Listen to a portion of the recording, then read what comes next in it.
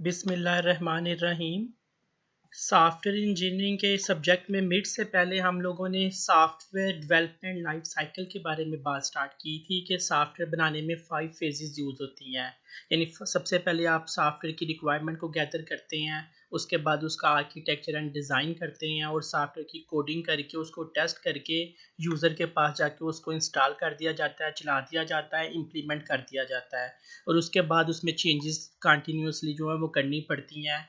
Time to time software में changes जो है वो मेंटेनेंस आपको करनी पड़ती है। तो सॉफ्टवेयर की 5 फेजेस को हम आगे लेके चल रहे हैं। तो कुछ लोगों के अकॉर्डिंग सॉफ्टवेयर डेवलपमेंट में 5 फेजेस नहीं होती बल्कि 6 फेजेस होती हैं। यानी कि वो आपकी रिक्वायरमेंट गैदरिंग से पहले कुछ इनिशियल प्लानिंग को एक सेपरेट फेज कंसीडर करते हैं। इस बात का मतलब ये है कि आप यूज़र के पास रिक्वायरमेंट गैदरिंग करने तो जा रहे हैं, लेकिन आपके पास पहले प्लान होना चाहिए कि सॉफ्टवेयर कितने टाइम में बनेगा सॉफ्टवेयर को कॉस्ट कितने पैसे लगेंगे सॉफ्टवेयर बनाने पे, सॉफ्टवेयर में हमें कितने एम्प्लॉयज़ कितने सॉफ्टवेयर इंजीनियर्स लगाने होंगे कि जो इस काम को कंप्लीट कर सकें। इस तरह के बहुत से फैक्टर्स पहले कंसीडर किए जाते हैं। आप इनिशियल प्लानिंग करते हैं, एक टीम फाइनलाइज करते हैं जो कि रिक्वायरमेंट गैदरिंग करने जाएगी। शुरू में कॉन्ट्रैक्ट किया जाता है क्लाइंट के साथ कि ठीक है, हम आपके साथ जो है काम करने के लिए तैयार हैं, हमारे पास टाइम अवेलेबल है, हमें आपके जो आपने बजट बताया, जो पैसे बताए हैं वो हमारे पास अवेलेबल है, वो हमें समझ आ रहे हैं कि ठीक है कि इतने पैसों में हम सॉफ्टवेयर को बना सकते हैं। उसके बाद रिक्वायरमेंट गैदरिंग स्टार्ट की जाती है एक्चुअली में।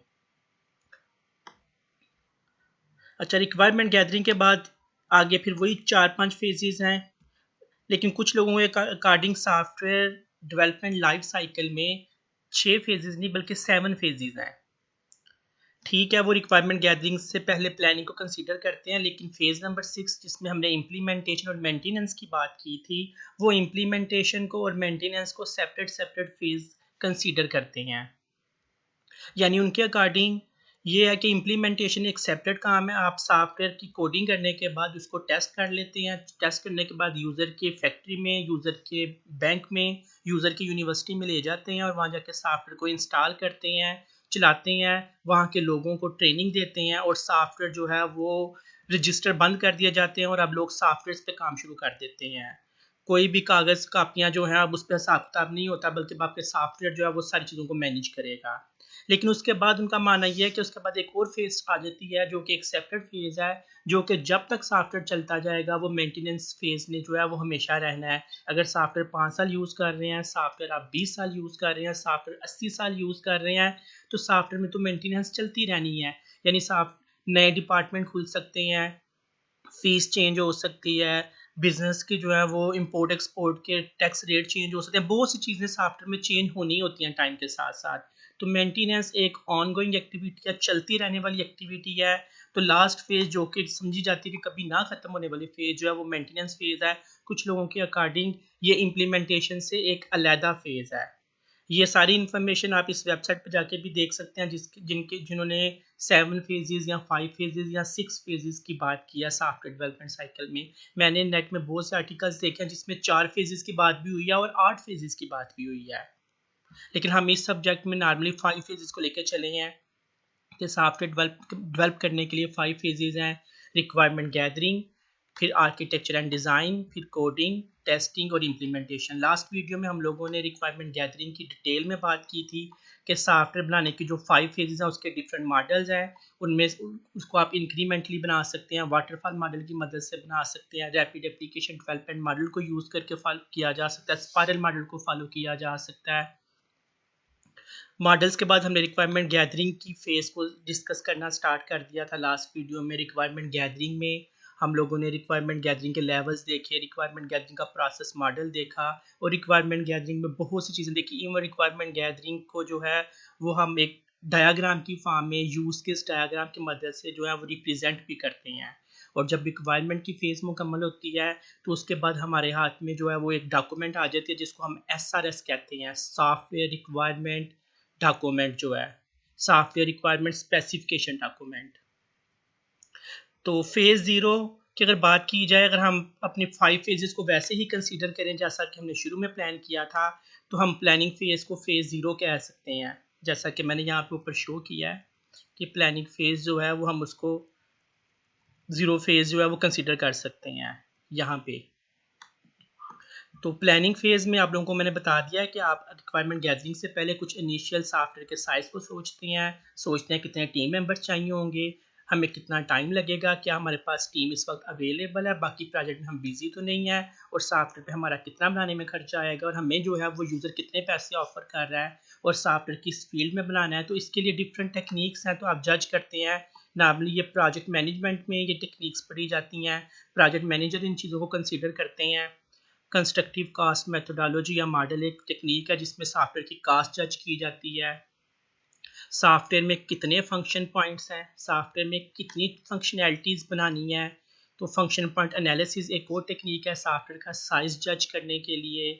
सॉफ्टवेयर में अगर इसका आंसर आता है 120 एफ फंक्शन पॉइंट्स, तो उसका मतलब है कि सॉफ्टवेयर में 120 आपने काम करने हैं, और एक काम को करने के लिए हो सकता है कि एक हफ्ता लगता हो। तो अगर आपने 120 काम करने, आपके एफ एनालिसिस का रिजल्ट यह आया कि आपके 120 फंक्शन पॉइंट्स आए हैं, यानी सॉफ्टवेयर के अंदर 120 फंक्शंस हैं, 120 फंक्शनैलिटीज़ हैं, और हर फंक्शनैलिटी एक वीक में मुकम्मल होती है। तो इसका मतलब है 120 फंक्शनैलिटी को कंप्लीट करने के लिए आपको 120 हफ्ते काम करना होगा। मे बी आप 2 डेवलपर्स या 3 सॉफ्टवेयर इंजीनियर या 4 सॉफ्टवेयर इंजीनियर लगा दें तो वो 120 हफ्तों की बजाय 30-40 हफ्तों में कंप्लीट हो जाए। हाँ, 120 सॉफ्टवेयर इंजीनियर्स लगाने हैं, 120 फंक्शन पॉइंट्स आप लोगों ने जो हैं वो मुकम्मल करने हैं। तो आपको जितने डेवलपर्स यूज़ करने हैं, तो उन डेवलपर्स को कितने पैसे देने हैं, कास्ट निकाली जा सकती है। अगर आप 2 डेवलपर यूज़ कर लेंगे तो 60 हफ्ते लगेंगे, लेकिन अब डिपेंड करता है कि यूज़र के पास टाइम कितना है। तो एफ के एनालिसिस से सॉफ्टवेयर का साइज़ निकल आता है, तो आप जज कर सकते हैं कि अब हमें कितनी टीम चाहिए, कितने पैसों में हम इसको मैनेज कर सकते हैं, और कितने टाइम में सॉफ्टवेयर को बनाना है। डेल्फी टेक्निक है, इसमें आप मार्केट से एक्सपर्ट्स को बुला लेते हैं मीटिंग पे, उन्हें कहते हैं हमें मशवरा दें कि हमें इस तरह के एक सॉफ्टवेयर बनाने की ज़रूरत पड़ गई है, तो इसमें क्या क्या होना चाहिए, और हमें मशवरा दें कि इसके टाइम कितना लगेगा, कास्ट कितनी लगेगी। इस तरह से और बहुत सी टेक्निक्स हैं जिसको आप जो है वो एक्सप्लोर कर सकते हैं। आपकी असाइनमेंट का हिस्सा थी ये, जिसको आपने खुद नेट से सर्च करके इस पर जो है वो इसके नोट्स प्रिपेयर करने थे। पेपर में टॉपिक जो है वो आप लोगों के लिए आ सकता है। लाइन ऑफ कोड, आप सॉफ्टवेयर की लाइंस, कोड की लाइंस गिन सकते हैं। वर्क ब्रेकडाउन स्ट्रक्चर, सॉफ्टवेयर का जो है वो स्ट्रक्चर जो है आप उसको पोर्शन में ब्रेक कर दें ताकि अंडरस्टैंड कर सकें कि असल में इसका साइज या इस पर कितना टाइम लगेगा।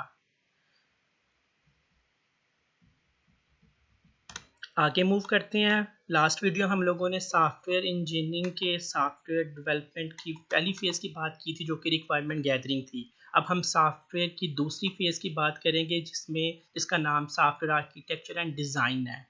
एक दफ़ा जब आप सॉफ्टवेयर की रिक्वायरमेंट गैदर कर लेते हैं, तो नेक्स्ट काम जो आप लोगों ने करना होता है वो सॉफ्टवेयर का आर्किटेक्चर एंड डिज़ाइन तैयार करना होता है कोडिंग से पहले। इसके बाद कोडिंग स्टार्ट की जाती है। तो जब सॉफ्टवेयर रिक्वायरमेंट गैदरिंग की फेज़ कंप्लीट होती है, तो उसके बाद आपके पास 2 डॉक्यूमेंट्स होती हैं। एक तो वो डॉक्यूमेंट जिसको हम एसआरएस कहते हैं, सॉफ्टवेयर रिक्वायरमेंट स्पेसिफिकेशन डॉक्यूमेंट। लेकिन एक और डॉक्यूमेंट होती है जिसको हम रिक्वायरमेंट डॉक्यूमेंट कहते हैं, जिसमें यूज़र ने जो जो सॉफ्टवेयर में रिक्वायरमेंट बताई होती हैं आपको, आप उसको लिख लेते हैं, उसको नीट एंड क्लीन करके, उसको करेक्ट करके यूज़र से, कस्टमर से साइन करवा लेते हैं कि ये देखें आपने हमें ये कहा है कि सॉफ्टवेयर में बनाना है। वो कहता है ओके, मैं साइन करता हूँ कि ये मेरा कॉन्ट्रैक्ट है और मेरी यही रिक्वायरमेंट फाइनल रिक्वायरमेंट्स हैं। उसके बाद आप उन रिक्वायरमेंट्स को अपने पास रख के उसको प्लान करते हैं, उसको जो है वो टेक्निकली जो है उसको आप एक सेपरेट नोट्स में, एक सेपरेट डॉक्यूमेंट में लिखते हैं, जिसको हम एसआरएस कहते हैं। अगर आपसे डिज़ाइनिंग की टीम या कोडिंग वाली टीम पूछेगी कि रिक्वायरमेंट्स कहाँ हैं, तो हम उनको एसआरएस डॉक्यूमेंट दिखाते हैं, जो कि आईटी के लोग, सॉफ्टवेयर इंजीनियरिंग के लोग, कंप्यूटर साइंस के लोग समझते हैं उन डॉक्यूमेंट्स को। लेकिन अगर कस्टमर पूछें कि आपने मेरी रिक्वायरमेंट कहाँ लिखी है, तो हम उसको कभी भी एसआरएस नहीं बताते हैं, कभी भी एसआरएस नहीं दिखाते हैं। कस्टमर को तो हम ये वाली डॉक्यूमेंट दिखाते हैं जिसमें हमने सिंपल वर्ड में उसकी रिक्वायरमेंट को लिखा होता है, अंडरस्टैंडेबल फॉर्म में, और उसके साइन लिए होते हैं और उसको फाइनल किया होता है। जबकि टेक्निकली हमने इन रिक्वायरमेंट को किसी और डॉक्यूमेंट में लिखा होता है। अलबत्ता रिक्वायरमेंट गैदरिंग की फेज़ के बाद हमारा नेक्स्ट स्टेप क्या आता है कि अब आपने इस सॉफ्टवेयर की जिसकी रिक्वायरमेंट गैदर की है, आपने उस सॉफ्टवेयर का डिज़ाइन बनाना है। उसके सॉफ्टवेयर को ओवरऑल आपने जो है वो एनालाइज करके प्लान करना है कि इसमें हमें इस काम को करना कैसे है। काम करना हमने कोडिंग फेज़ में या प्रोग्रामिंग पॉइंट ऑफ व्यू से, लेकिन डिज़ाइन फेज़ में हम ओवरऑल जो है वो डिफरेंट टाइप के डायग्राम्स और डिफरेंट टाइप के जो है वो एल्गोरिदम्स और अब सारी मॉडलिंग तैयार कर लेते हैं कि हमारे सॉफ्टवेयर में कौन कौन सी चीज़ कैसे कैसे कैसे बनेगी। बनाने वाला काम फिर कोडिंग में शुरू किया जाता है। तो सॉफ्टवेयर डिज़ाइन यहाँ पे वो बता रहा है कि एक ऐसा प्रोसेस है जिसमें आप कस्टमर की रिक्वायरमेंट को इम्प्लीमेंट करने का सोच लेते हैं कि कस्टमर ने जो जो कहा है वो करना कैसे है सॉफ्टवेयर के अंदर। तो सॉफ्टवेयर डिज़ाइन के क्या स्टेप्स हैं, सॉफ्टवेयर की डिज़ाइनिंग में आप लोग क्या करते हैं। सॉफ्टवेयर की डिज़ाइनिंग का प्रोसेस जो है उसमें 4 स्टेप्स हैं। सबसे पहले आप जो है वो यूज़र की रिक्वायरमेंट को जब आप एसआरएस में लिख लेते हैं, उस एसआरएस की बेस पे आप लोग डिफरेंट टाइप के मॉडल्स बनाते हैं, डिफरेंट टाइप की डायग्राम्स, डिफरेंट टाइप के चार्ट्स और डिफरेंट टाइप की जो है वो स्ट्रक्चर्स तैयार किए जाते हैं।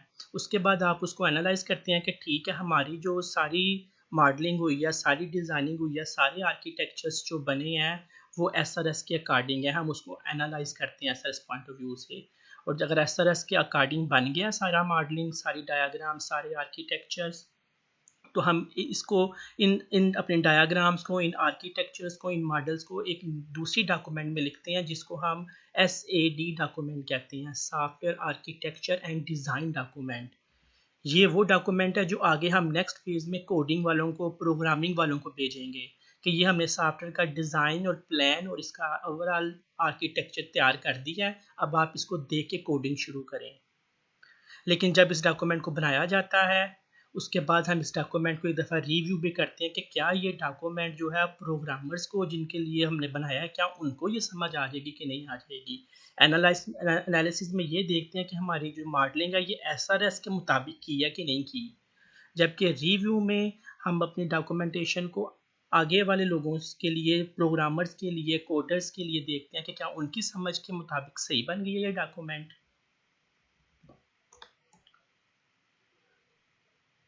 तो इस सॉफ्टवेयर डिज़ाइन प्रोसेस की 4 फेजेज़ हैं। हम डिफरेंट टाइप्स के मॉडल, डायग्राम्स और चार्ट्स बनाते हैं। फॉर एग्जांपल हम ER डायग्राम, डेटाबेस की flow chart, pseudo codes, data flow diagram, class diagram, object diagram, collaboration diagram, sequence diagram, Gantt chart वगैरह तैयार करते हैं। ओवरऑल सॉफ्टवेयर का पूरा डिज़ाइन जो है वो बनाते हैं। प्रॉबेबली एक सब्जेक्ट आप लोगों के कोर्स का हिस्सा होता है जिसका नाम है software architecture and design. SAD के नाम से एक सब्जेक्ट पढ़ेंगे, उसमें आप इन सारी डायग्राम्स को डिटेल में अंडरस्टैंड करेंगे। कुछ को हमने इसमें जो है वो टच करके करने की कोशिश भी की है, असाइनमेंट का हिस्सा भी रही है आपकी। डिज़ाइन एनालिसिस में क्या होता है, आप लोग ने जो मॉडल्स बनाए होते हैं, जो डायग्राम्स बनाई होती हैं, आप चेक करते हैं कि क्या वो एसआरएस के अकॉर्डिंग हैं कि नहीं। उसके बाद तीसरी फेज़, आप अपने डिज़ाइन को डॉक्यूमेंट कर लेते हैं, जिस डॉक्यूमेंट को हम सैड डॉक्यूमेंट कहते हैं, software architecture and design document. आप अपने सारे मॉडल्स को प्रॉपर नीट एंड क्लीन करके राइट कर लेते हैं। एक दफ़ा जब कंफर्म कर लेते हैं कि हाँ जी ये एसआरएस के मुताबिक है, जैसा रिक्वायरमेंट डॉक्यूमेंट में लिखा गया था उसके मुताबिक ही सारे मॉडल्स बने हैं, तो ठीक है, इसको लिख लें।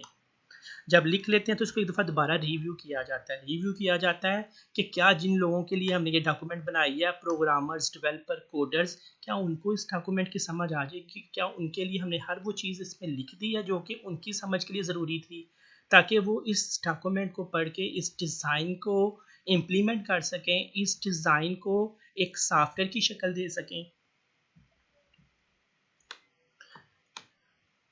अच्छा, जब हम सॉफ्टवेयर की डिज़ाइनिंग करते हैं तो एक बहुत इंपॉर्टेंट चीज़ ये है कि पूरे सॉफ्टवेयर की डिज़ाइनिंग तो ठीक है की जाती है, लेकिन नॉर्मली पूरे सॉफ्टवेयर की डिज़ाइनिंग इतनी यूज़फुल नहीं है। उस सॉफ्टवेयर के अंदर छोटे छोटे मॉड्यूल्स होते हैं, छोटे छोटे पोर्शंस होते हैं, उन पोर्शन की डिज़ाइनिंग भी करनी होती है। यानी हम पूरे सॉफ्टवेयर का डिज़ाइन बना दें जिसको आर्किटेक्चरल डिज़ाइन कहते हैं, ठीक है, लेकिन एक सॉफ्टवेयर के अंदर हो सकता है 6, 7, 8 छोटे छोटे पोर्शन हो, उसके अंदर 6, 7, 8 छोटे छोटे सॉफ्टवेयर हों। हर एक सॉफ्टवेयर की अलग डिज़ाइनिंग भी करनी चाहिए। उन छोटे सॉफ्टवेयर्स को जो कि एक सॉफ्टवेयर के अंदर होते हैं उनको हम मॉड्यूल्स कह सकते हैं। तो ना सिर्फ आपको आर्किटेक्चरल यानी पूरे सॉफ्टवेयर की डिज़ाइनिंग करनी होती है, पूरे सॉफ्टवेयर की डायग्राम्स, पूरे सॉफ्टवेयर की मॉडलिंग, पूरे सॉफ्टवेयर के फ्लो चार्ट्स बनाने होते हैं, बल्कि आपको उसके एक एक मॉड्यूल के लिए भी ला के सोच के डिज़ाइन करना होता है। हर मॉड्यूल की डायग्राम बनानी होती है, हर मॉड्यूल का आर्किटेक्चर प्लान करना होता है। हर मॉड्यूल के जो हैं वो एल्गोरिदम्स एंड हर मॉड्यूल की जो है वो डिफरेंट तरह की डायग्राम्स बनाई जाती हैं। आर्किटेक्चरल डिज़ाइन के अलावा आपको मॉड्यूल लेवल पे भी डिज़ाइन को सोचना पड़ता है। तो इसी बेस पे हम कहते हैं कि सॉफ्टवेयर डिज़ाइन जो है उसके डिफरेंट लेवल्स होते हैं। यानी सॉफ्टवेयर डिज़ाइन सिर्फ पूरे सॉफ्टवेयर का नहीं बना दिया जाता, बल्कि उसके पोर्शंस का भी बनाया जाता है, बल्कि पोर्शन के भी पोर्शन का बनाया जाता है। सॉफ्टवेयर के अंदर कैसे पोर्शन हो सकते हैं? फॉर एग्जांपल आप लोगों को कहा गया है कि यूनिवर्सिटी का सॉफ्टवेयर बनाना है, पंजाब यूनिवर्सिटी गुजरांवाला कैंपस के लिए एक सॉफ्टवेयर तैयार करना है। तो आप पूरे पूरे जब गुजरांवाला कैंपस के सॉफ्टवेयर की डिज़ाइनिंग करेंगे, उसके आप जो हैं वो आर्किटेक्चर्स बनाएंगे, मॉडल्स बनाएंगे, डायाग्राम्स बनाएंगे, फ्लो चार्ट्स बनाएंगे, class diagram, object diagram, data flow diagrams बनाएंगे। तो आप आर्किटेक्चरल डिज़ाइन बना रहे होंगे।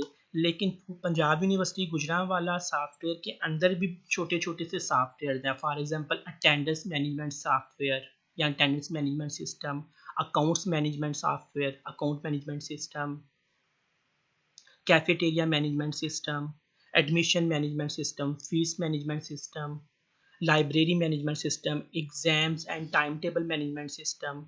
तो बहुत से छोटे छोटे सॉफ्टवेयर हैं आपके यूनिवर्सिटी के सॉफ्टवेयर के अंदर भी, जिनको सेपरेट सेपरेट भी बनाया जा सकता था। तो पंजाब यूनिवर्सिटी पूरे का आर्किटेक्चरल डिज़ाइन, पूरा सॉफ्टवेयर जो है वो आर्किटेक्चरल डिज़ाइन होगा। जब आप उसके एक एक मॉड्यूल की बात करेंगे, उसके अंदर छोटे छोटे दूसरे सब सिस्टम्स की बात करेंगे बड़े सिस्टम के अंदर, तो हम उसको कहते हैं कि ये हाई लेवल डिज़ाइन है। हाँ, अटेंडेंस अटेंडेंस का सॉफ्टवेयर, पंजाब यूनिवर्सिटी का सॉफ्टवेयर आर्किटेक्चरल डिज़ाइन हो गया, उसके अंदर अटेंडेंस का सॉफ्टवेयर जो है वो हाई लेवल डिज़ाइन हो गया। अटेंडेंस के अंदर फर्दर और तरह के भी सॉफ्टवेयर हैं। यानी अटेंडेंस के अगर सॉफ्टवेयर को डिवाइड करें तो हो सकता है कि टीचर्स की भी अटेंडेंस का कोई सिस्टम हो, एम्प्लॉयज़ की अटेंडेंस का भी एक सॉफ्टवेयर बनाया गया हो, या एक मॉड्यूल तैयार किया गया हो, या पोर्शन हो। इस तरह स्टूडेंट की अटेंडेंस का भी एक पोर्शन हो सकता है। तो पंजाब यूनिवर्सिटी के सॉफ्टवेयर के अंदर अटेंडेंस मैनेजमेंट सिस्टम हो सकता है, और अटेंडेंस मैनेजमेंट सिस्टम के अंदर फर्दर जो है एम्प्लॉय का अलग अटेंडेंस मैनेजमेंट सिस्टम हो सकता है, स्टूडेंट का अलग मैनेजमेंट अटेंडेंस मैनेजमेंट सिस्टम हो सकता है। इसी तरह से पंजाब यूनिवर्सिटी के सॉफ्टवेयर के अंदर अकाउंट्स मैनेजमेंट सिस्टम है, तो accounts management system Punjab university के सॉफ्टवेयर के अंदर अकाउंट मैनेजमेंट सिस्टम जो है वो एक सॉफ्टवेयर हो सकता है, एक मॉड्यूल हो सकता है। अकाउंट मैनेजमेंट सिस्टम के अंदर फर्दर जो है वो और उसकी डिटेल हो सकती है कि आप सैलरी मैनेजमेंट सिस्टम बना रहे हैं, फीस मैनेजमेंट सिस्टम बना रहे हैं, एक्सपेंसेस को मैनेज कर रहे हैं। तो वो मॉड्यूल के अंदर फर्दर जो है वो सब मॉड्यूल्स हो सकते हैं, उसके अंदर फर्दर जो है वो पोर्शंस हो सकते हैं। तो जब आप डिज़ाइन बनाते हैं तो आप सिर्फ पूरे सॉफ्टवेयर की डायग्राम्स तैयार नहीं कर देते जो कि समझ ना आए। इतने बड़े सॉफ्टवेयर की बड़ी बड़ी डायग्राम्स, उसके अंदर कौन कौन सी चीज़ें होंगी, उसके अंदर कौन कौन से मॉड्यूल्स होंगे, उनके भी डिज़ाइन बनाने चाहिए आपको। यानी कि सॉफ्टवेयर का बड़ा डिज़ाइन, उसके अंदर छोटी छोटी चीज़ों के भी डिटेल डिज़ाइन बनाने चाहिए, बल्कि हर एक छोटी चीज़, हर एक मॉड्यूल का फर्दर आपको उन मॉड्यूल के अंदर जो डिटेल है उसकी भी अलग-अलग डिज़ाइन बनाने चाहिए। तो डिज़ाइन सिर्फ पूरे सॉफ्टवेयर का एक दफ़ा नहीं बनता, बल्कि पूरे बड़े सॉफ्टवेयर के अलावा उसके पोर्शन, बल्कि उसके भी पोर्शंस के भी जो है वो डिज़ाइन तैयार किए जाते हैं। हर पोर्शन का डाटा फ्लो डायग्राम, हर पोर्शन की सीक्वेंस डायग्राम, हर पोर्शन के जो है वो फ्लो चार्ट्स, हर पोर्शन का आर्किटेक्चर्स तैयार किए जाते हैं।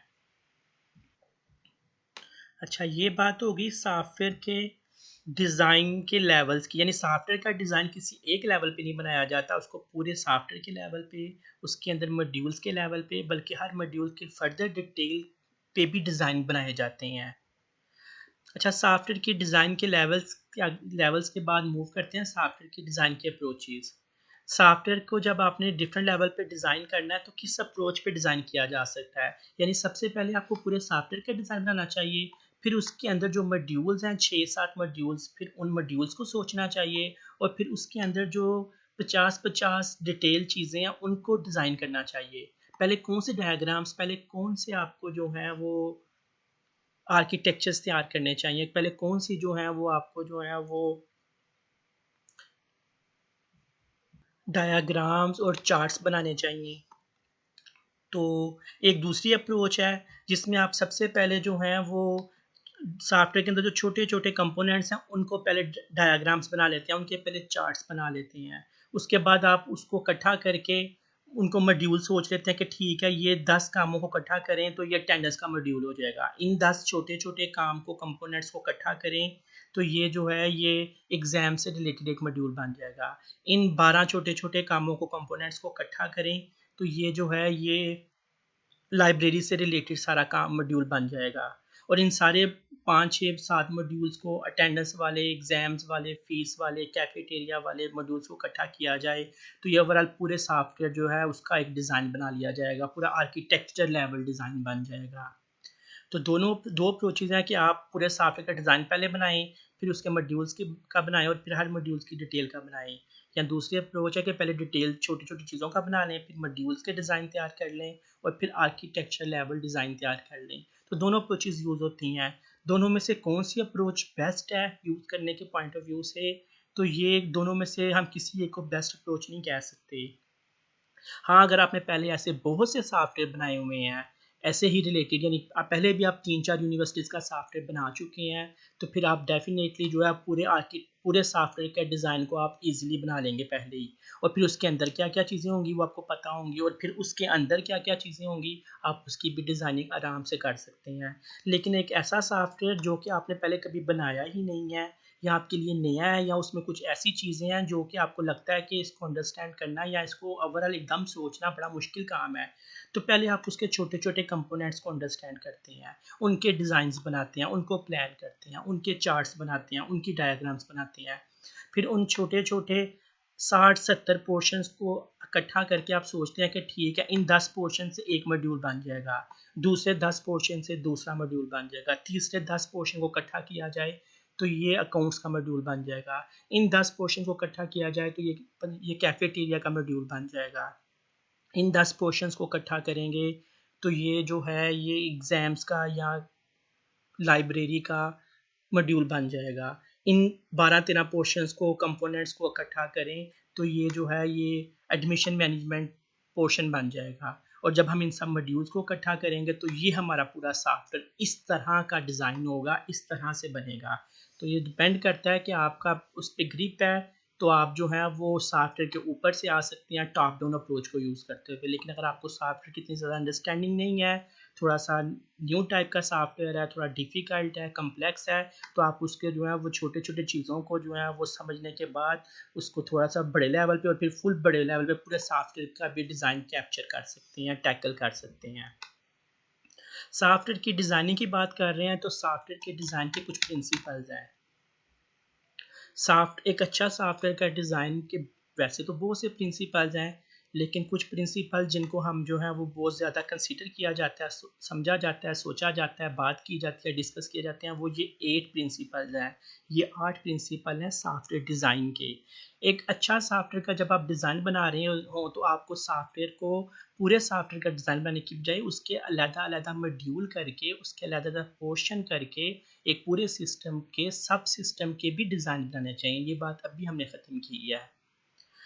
इसके अलावा अगर आप एक अच्छा सॉफ्टवेयर का डिज़ाइन बनाना चाहते हैं तो इसका एक बहुत इंपॉर्टेंट प्रिंसिपल ये है कि आप सॉफ्टवेयर के डिज़ाइन को जनरल बनाएं। यानी अगर आप पंजाब यूनिवर्सिटी के सॉफ्टवेयर का डिज़ाइन बनाने बैठ गए हैं तो आप ऐसा ज़रूर सोचें कि यही आप सॉफ्टवेयर जो है ये किसी और यूनिवर्सिटी पे भी इस डिज़ाइन को यूज़ किया जा सके। Gift university, university of central Punjab, Gujarat university में भी हम इसी सॉफ्टवेयर के ऐसा जेनेरिक डिज़ाइन बनाएं कि इसको और जगह पे यूज़ किया जा सके।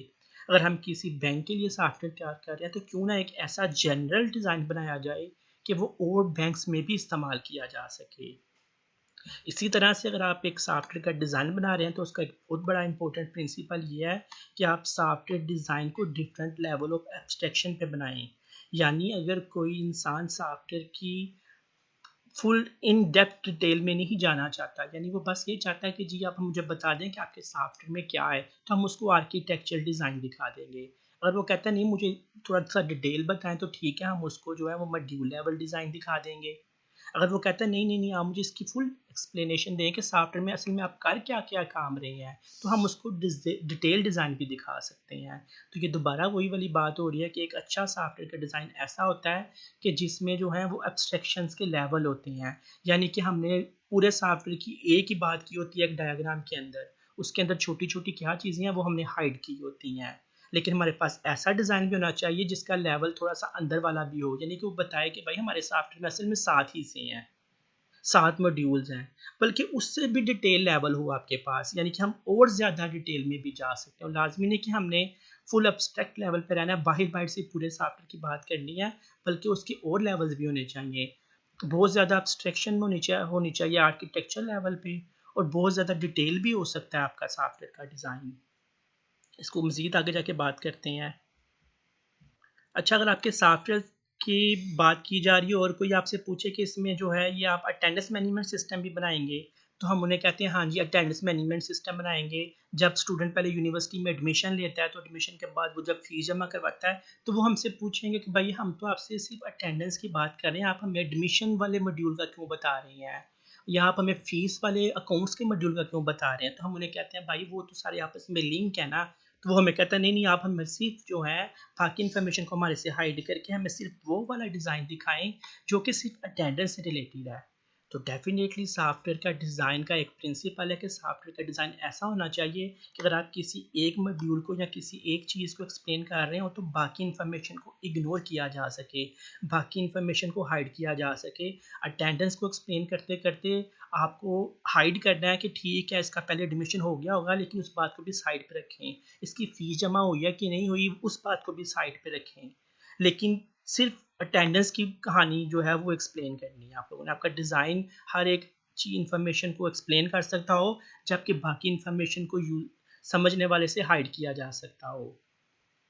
हर मॉड्यूल एक्चुअली में क्या कर रहा है, आपसे पूछा जाए अटेंडेंस का मॉड्यूल क्या करता है तो आप फिर बताएं कि अटेंडेंस के मॉड्यूल से जो है इसमें हम स्टूडेंट की अटेंडेंस लगाते हैं। स्टूडेंट के 5 सब्जेक्ट्स होते हैं, वीक में 2 दिन क्लास होती है, उनकी अटेंडेंस लगती है, ये सब कुछ। अगर स्टूडेंट नहीं आ रहा तो वो अपनी लीव भी सबमिट करवा सकता है। स्टूडेंट की अटेंडेंस शार्ट हो जाएगी तो फिर वो जो है वो एग्ज़ाम्स में नहीं बैठ सकते। इस तो इंटरफेस का मतलब ये है कि आप इतनी लंबी बात करने की बजाय आप बस ये बताएं कि अटेंडेंस वाले मॉड्यूल में आपके पूरे सॉफ्टवेयर के अंदर जो अटेंडेंस वाला सॉफ्टवेयर है उसका जो मॉड्यूल है उसका असल चेहरा क्या है, उसका असल काम क्या है, वो क्या चीज़ प्रेजेंट कर रहा है, वो क्या फेस प्रोवाइड कर रहा है। तो आप बस उसको इंटरफेस में ये बताते हैं कि ये हमारा अटेंडेंस का सॉफ्टवेयर है। जब ये अटेंडेंस का मॉड्यूल है, जब ये मॉड्यूल मुकम्मल होता है तो इसका एट द एंड ये आउटपुट निकलती है कि फैसला किया जाता है कि ये बच्चा एग्जाम्स दे सकता है कि नहीं दे सकता। इसका मतलब है कि अटेंडेंस वाले मॉड्यूल को अपनी ये वाली रिपोर्ट प्रोवाइड करनी है कि कौन सा बच्चा एग्जाम दे सकता है, कौन सा नहीं दे सकता। तो अटेंडेंस के मॉड्यूल का इंटरफेस क्या है, अटेंडेंस के मॉड्यूल का इंटरफेस ये है कि एग्जाम्स वाला मॉड्यूल जो है उसको उसको इन्फॉर्मेशन मिल जाए कौन से बच्चे पेपर देंगे कौन से नहीं देंगे। तो कहा जाता है एक अच्छे सॉफ्टवेयर के डिज़ाइन को हर मॉड्यूल को अपने इंटरफेसेस प्रोवाइड करने चाहिए। एक मॉड्यूल दूसरे मॉड्यूल के लिए क्या कुछ दे रहा है, एक मॉड्यूल के पास दूसरे मॉड्यूल के लिए कैसा चेहरा है या कैसी इंफॉर्मेशन है जिसको वो दूसरे मॉड्यूल को प्रोड्यूस करके दे सकता है, उसको हम इंटरफेस कहते हैं। इसी तरह जब हम सॉफ्टवेयर बनाने की बात करते हैं तो मैं आपसे बोलूँगा कि हम सॉफ्टवेयर बनाएं तो आप कहेंगे सर सबसे पहले कौन सा पोर्शन बनाया जाए, कौन सा मॉड्यूल सबसे पहले हम सॉफ्टवेयर का तैयार करें। तो मैं कहूँगा कि सबसे पहले हम जो है वो अटेंडेंस का मॉड्यूल तैयार कर लेते हैं। आप कहते हैं सर बच्चे की तो अटेंडेंस कैसे लगेगी, जब तक उसकी फ़ीस जमा नहीं होगी तो अटेंडेंस लिस्ट में तो वो आएगा नहीं सॉफ्टवेयर के अंदर, कंप्यूटर के अंदर। मैंने कहा ठीक है हम अटेंडेंस का सॉफ्टवेयर बाद में तैयार करेंगे, पहले हम जो है इसकी फ़ीस का सॉफ्टवेयर तैयार कर लेते हैं। आप लोग कहते हैं सर फ़ीस या अकाउंट्स का सॉफ्टवेयर का या अकाउंट्स का मॉड्यूल बनाने से पहले तो बन ही नहीं सकता जब तक कि बच्चे का एडमिशन ना करवा दें। तो मैंने कहा ठीक है हम सबसे पहले जो है वो एडमिशन का मॉड्यूल तैयार कर लेते हैं। सबसे पहले हम एडमिशन मैनेजमेंट सिस्टम बनाएंगे, उसके बाद फिर हम account and fees management system बनाएंगे, और उसके बाद फिर हम जो लोग जो है वो अटेंडेंस मैनेजमेंट सिस्टम बना लेंगे। और अटेंडेंस मैनेजमेंट सिस्टम के बाद ही जो है वो exams and result management system हो सकता है, और फर्दर चीज़ें जो है वो नेक्स्ट मॉड्यूल बनाए जा सकती हैं। तो सॉफ्टवेयर के डिज़ाइन को क्लियर बताना चाहिए। एक इम्पोर्टेंट प्रिंसिपल है कि सबसे पहले कौन सी चीज़ तैयार होगी और उसके बाद नेक्स्ट और नेक्स्ट नेक्स्ट किस तरह इंक्रीमेंटली ये सॉफ्टवेयर तैयार किया जाएगा। सॉफ्टवेयर के डिज़ाइन में कभी इग्नोर नहीं किया जा सकता कि आपका सॉफ्टवेयर में चेंजेस आनी है, रिक्वायरमेंट बदल जानी है। तो क्या आप लोगों ने सॉफ्टवेयर का डिज़ाइन ऐसा बनाया है कि उसमें चेंजेस का मुकाबला किया जा सके। आप लोग एक्सपेक्ट कर रहे हैं, एंटीसिपेट कर रहे हैं कि चेंजेस आनी है, तो डिज़ाइन तैयार है चेंज होने के लिए फ्यूचर में। इसके अलावा एक और प्रिंसिपल है रिगर एंड फॉर्मेलिटी, ये भी एक डिज़ाइन प्रिंसिपल है। इसमें हम लोग बात करते हैं जब कुछ चीज़ें ट्रेंड बन जाती हैं सोसाइटी में, कुछ चीज़ें रूल्स बन जाते हैं ऑर्गेनाइजेशंस के अंदर, तो जो प्रैक्टिस आम हो जाए किसी एक ऑर्गेनाइजेशन में, किसी एक सॉफ्टवेयर हाउस में, और हर तकरीबन सब लोग पाकिस्तान में या बांग्लादेश में या अमेरिका में या इंग्लैंड में उन चीज़ों को सॉफ्टवेयर बनाने में यूज़ करने लग जाएं, यानी रूल बन जाए, एक रेगुलेशन बन जाए, एक ट्रेंड सेट हो जाए कि ये चीज़ तो सॉफ्टवेयर में करनी ही करनी है, तो उसको हम रिगर कहते हैं, रूल एंड रेगुलेशंस है। और बाज़ दफ़ा कुछ रूल्स ऐसे होते हैं जिसको साइंटिस्ट मैथमेटिकली प्रूव कर देते हैं, पूरी दुनिया उसको मानती है कि ये रूल्स जो हैं ये तो वाकई ही यूज़ करना एक अच्छा काम है। इसको सिर्फ एक ट्रेंड नहीं बन गया कि हमने इसको यूज़ करना है, बल्कि इसको तो साइंस ने और मैथमेटिक्स ने साबित कर दिया कि इस तरह से अगर आप करेंगे, अगर आप इस प्रिंसिपल को यूज़ करेंगे तो आपका जो है वो सॉफ्टवेयर जो है वो बेहतरीन तैयार होगा। तो उन रूल्स को हम रिगर नहीं कहते, उन रेगुलेशंस को हम रिगर नहीं कहते, बल्कि हम कहते हैं कि ये रूल्स एंड रेगुलेशन तो मैथमेटिकली प्रूव हैं, मैथमेटिकली प्रूव हैं, तो लिहाजा ये फॉर्मल मेथड्स हैं, इनको हम फॉर्मेलिटीज़ कहते हैं। तो डिज़ाइन प्रिंसिपल का एक प्रिंसिपल ये है कि हर वो चीज़ जो कि ट्रेंड बन गई हो, जिसको एक सोसाइटी में, एक कंपनी में रूल्स एंड रेगुलेशन बना दिया गया हो, तो उस प्रिंसिपल को भी यूज़ करना चाहिए। और स्पेशली ऐसे प्रिंसिपल्स, ऐसे रूल्स जो कि मैथमेटिकली प्रूव हो गए हों, बल्कि वो रूल्स ना रहे हों, बल्कि फॉर्मेलिटीज़ बन गए हों, फॉर्मल मेथड्स बन गए हों, वो प्रिंसिपल्स तो ज़रूर यूज़ करने चाहिए इन प्रिंसिपल्स के अलावा। तो ये हो गया रिगर एंड फॉर्मेलिटी। इससे पहले है इंक्रीमेंटल डेवलपमेंट। ये डायग्राम बता रही है कि कहीं ना कहीं तो सॉफ्टवेयर स्टार्ट होगा, मॉड्यूल डी ने तो बनना था, लेकिन उससे पहले मॉड्यूल ई बनना होना चाहिए, बल्कि उससे पहले मॉड्यूल बी, बल्कि उससे पहले मॉड्यूल ए तैयार करेंगे तो आप अगला मॉड्यूल या उससे अगला मॉड्यूल तैयार कर सकते हैं। आप जो है वो एग्जामिनेशन वाला मॉड्यूल तभी तैयार करेंगे जब उससे पहले आप लोगों ने जो है वो उसकी फ़ीस ले ली होगी या अटेंडेंस लगा ली होगी। अटेंडेंस लगाने से पहले उसका एडमिशन हो गया होना चाहिए और उसकी फ़ीस वगैरह भी आ गई होनी चाहिए, तब भी अटेंडेंस लग सकती है। और अटेंडेंस के बाद फिर आप जो हैं वो उसके एग्ज़ाम्स वगैरह वाला मॉड्यूल तैयार कर सकते हैं। और पीछे जाएँ एब्स्ट्रैक्शन। अच्छा, ये एब्स्ट्रैक्शन की बात करते हैं, लेकिन थोड़ी-सी नंबरिंग मेरे ख्याल से ऊपर जो हेडिंग की नंबरिंग थी प्रिंसिपल्स में, यहाँ से थोड़ी-सी नंबरिंग चेंज हो गई है। ठीक है, एब्स्ट्रैक्शन भी एक डिज़ाइन प्रिंसिपल, हमने इसकी बात की कि आपके सॉफ्टवेयर का डिज़ाइन जो है उसमें फुल समरी होनी चाहिए, यानी फुल एब्स्ट्रैक्ट लेवल पे होना चाहिए, और उसकी बहुत ज़्यादा डिटेल भी हो सकती है, यानी आपने उसको बिल्कुल कम समराइज़ किया है, उसको बहुत डिटेल में जो है वो डिज़ाइन को एक्सप्लेन किया गया हो, और डिज़ाइन जो है वो ऊपर-ऊपर से भी एक्सप्लेन किया गया हो, यानी उसमें एब्स्ट्रैक्शन के लेवल होने चाहिए। कम डिटेल वाला डिज़ाइन भी मिल जाए और ज़्यादा डिटेल वाला डिज़ाइन भी मिल जाए। इन्फॉर्मेशन हाइडिंग लिखी हुई है यहाँ पे। इस प्रिंसिपल का मेन पर्पज़ ये है कि जब आप सॉफ्टवेयर की किसी एक यूनिट की बात कर रहे हो तो उसके अंदर की बातें उसके अंदर हों, और जबकि वो बाकी बाकी मॉड्यूल्स के साथ जो है वो बिल्कुल इंटरलिंकिंग उसकी शो ना हो रही हो, यानी हम बाकी मॉड्यूल्स की इंफॉर्मेशन को हाइड करके किसी एक स्पेसिफिक चीज़ पे, किसी एक स्पेसिफिक पोर्शन पे जो है वो फोकस कर सकें। और अगर सॉफ्टवेयर के मॉड्यूल्स की आपस में इंफॉर्मेशन हम एक दूसरे से हाइड कर सकें तो हम सॉफ्टवेयर में फिर जो है वो उसको चेंजेस करना, उसको मेंटेन करना आसान हो जाएगा। ये ना हो कि आप एक मॉड्यूल की बात कर रहे हो, एक मॉड्यूल में चेंजेस करने की कोशिश करें तो आपको पता चले बाकी दोनों मॉड्यूल भी डिस्टर्ब हो रहे हैं। तो आपके सॉफ्टवेयर का डिज़ाइन ऐसा होना चाहिए कि हर एक मॉड्यूल की इंफॉर्मेशन दूसरे से हाइड करके किसी एक स्पेसिफिक पोर्शन पे हम जो है वो कंसंट्रेट कर सकें, किसी एक स्पेसिफिक सेपरेट डिज़ाइन को जो है वो हमें एक अलहदा इनकैप्सुलेट करके, अलहदा प्लान करके उसमें हम जो है वो चीज़ों को जो है वो चेंजेस को आसानी से मैनेज किया जा सके।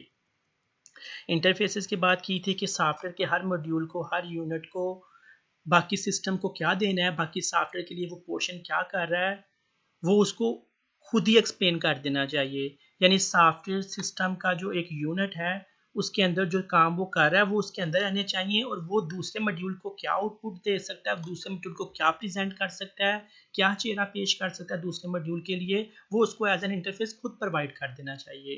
कि हम उस सॉफ्टवेयर की इंटरनल बाउंड्रीज के अंदर आके ढूंढें कि ये सॉफ्टवेयर का मॉड्यूल का पर्पस क्या है, तो वो सॉफ्टवेयर के हर मॉड्यूल को अपनी आउटपुट खुद ही प्रोवाइड कर देनी चाहिए एज एन इंटरफेस। ठीक है, ये मेरा मकसद है बनने का, और मैं ये आउटपुट जो है वो आप लोगों को दे सकता हूँ।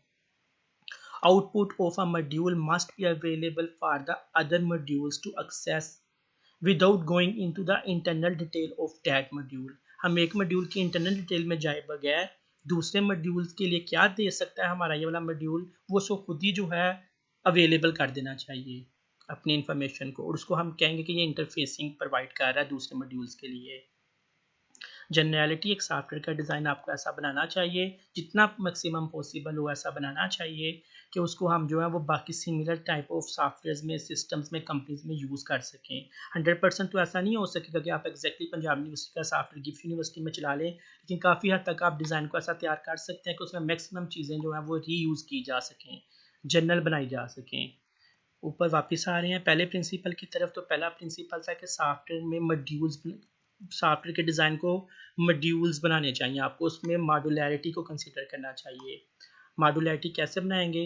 जो काम की चीज़ें हैं उनको अलहदा कर लिया जाए, जो किसी और काम की चीज़ें हैं उनको अलहदा कर लिया जाए। अटेंडेंस से कंसर्न की चीज़ें, अटेंडेंस से रिलेटेड चीज़ें अलहदा कर ली जाएँ। अकाउंट से रिलेटेड, पैसों से रिलेटेड चीज़ों को, जो पैसों से कंसर्न चीज़ें हैं उनको सेपरेट कर लिया जाए। इसी तरह अटेंडेंस से रिलेटेड, एग्जाम से रिलेटेड, कैफेटेरिया से रिलेटेड, लाइब्रेरीज के कंसर्न से रिलेटेड जो चीज़ें उनको सेपरेट कर लिया जाए, और हर कंसर्न की चीज़ों को जब एक दूसरे से अलहदा कर लेंगे तो हर कंसर्न जो है वो एक अलहदा मॉड्यूल बन सकता है। लाइब्रेरीज के कंसर्न की चीज़ों को जब आप सेपरेट करेंगे तो लाइब्रेरी मॉड्यूल मिल जाएगा। कैफेटेरिया के से रिलेटेड चीज़ों को, जो चीज़ें कैफेटेरिया से कंसर्न कर रही हैं, अगर आप उनको सेपरेट कर लेंगे तो वो एक अलहदा मॉड्यूल बन जाएगा। तो सेपरेशन ऑफ कंसर्न जो है इसी से आप मॉड्यूल्स तैयार कर लेते हैं। हाँ, जब आप मॉड्यूल्स तैयार करते हैं पंजाब यूनिवर्सिटी के अंदर 7 सॉफ्टवेयर, 7 मॉड्यूल सोच लिए आप लोगों ने। Admission management system, account management system, attendance management system, library management system, exams and result management system, cafeteria management system.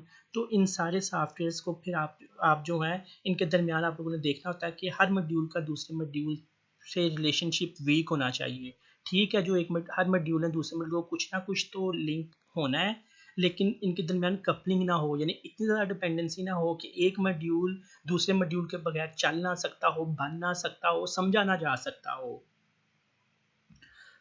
लेकिन अगर किसी एक मॉड्यूल की बात की जाए तो एक मॉड्यूल के जो आपस के सारे पोर्शंस हैं उनका आपस में लिंक होना चाहिए। ऐसा ना हो कि आप जो है अटेंडेंस के मॉड्यूल की बात कर रहे हैं और अटेंडेंस के मॉड्यूल में आप जो है वो कैफेटेरिया से समोसे की बात भी कर रहे हो कि कैफेटेरिया का बिल जो है वो अटेंडेंस के मॉड्यूल में कैफेटेरिया की कोई बात नहीं आनी चाहिए।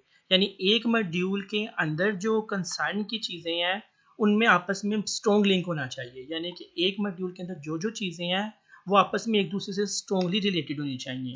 लेकिन अगर दो मॉड्यूल्स की आपस में बात की जाए तो उनका आपस में कम से कम लिंक होना चाहिए। तो इंटर मॉड्यूल डिपेंडेंसी जो है वो कम से कम होनी चाहिए, यानी एक मॉड्यूल की दूसरे मॉड्यूल पे डिपेंडेंसी कम से कम होनी चाहिए। हाँ, एक मॉड्यूल के अपने साथ ही रिलेशनशिप, एक मॉड्यूल की कुछ चीज़ों का अपने ही मॉड्यूल की कुछ चीज़ों के साथ रिलेशनशिप बहुत ज़्यादा स्ट्रॉन्ग होना चाहिए। तो एक मॉड्यूल को दूसरे मॉड्यूल से कपल्ड नहीं होना चाहिए। हाँ, एक मॉड्यूल इंटरनली आपस में कोहेसिव होना चाहिए, उसमें कोहेजन होनी चाहिए। इंटरनली उसके कंपोनेंट एक दूसरे के साथ स्ट्रॉन्गली लिंक्ड होने चाहिए। कितने स्ट्रॉन्गली लिंक्ड होने चाहिए या कितनी कम कपलिंग होनी चाहिए? तो मेरे ख्याल से सॉफ्टवेयर में ज़ीरो कपलिंग नहीं हो सकती, क्योंकि अटेंडेंस के सॉफ्टवेयर ने एग्जाम के सॉफ्टवेयर से लिंक तो होना ही है, फीस ने अटेंडेंस से लिंक होना है, एडमिशन ने फीस से लिंक तो होना है। तो हर मॉड्यूल के दूसरे मॉड्यूल से कपलिंग तो है, लेकिन वो कपलिंग कम से कम होनी चाहिए। और हर मॉड्यूल के अंदर की चीज़ें आपस में स्ट्रॉन्गली लिंक होंगी, लेकिन कुछ ना कुछ उसका आपस में किसी दूसरे मॉड्यूल से कुछ ना कुछ तो उसका राब्ता होगा।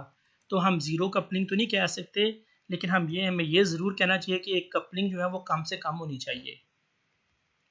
और कोहेजन जो है वो मॉड्यूल्स के अंदर के कंपोनेंट आपस में स्ट्रॉन्गली लिंक्ड तो होंगे, लेकिन उसमें कुछ ना कुछ थोड़ी वीकनेस हो सकती है।